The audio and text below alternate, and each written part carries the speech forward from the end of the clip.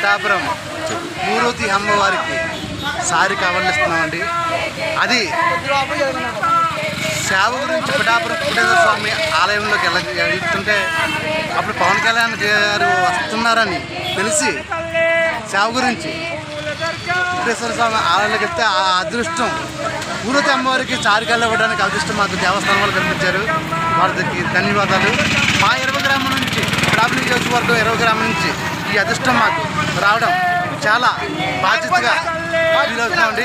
అమ్మవారు మా ఇంటి దీపంగా, మా ఇంటి ఆడపడుచుగా, మా కులదైవంగా మేము భావించి వారసత్వంగా ఈ సారికావుళ్ళు ప్రతి సంవత్సరం ఇవ్వాలని మేము కోరుకుంటున్నామండి.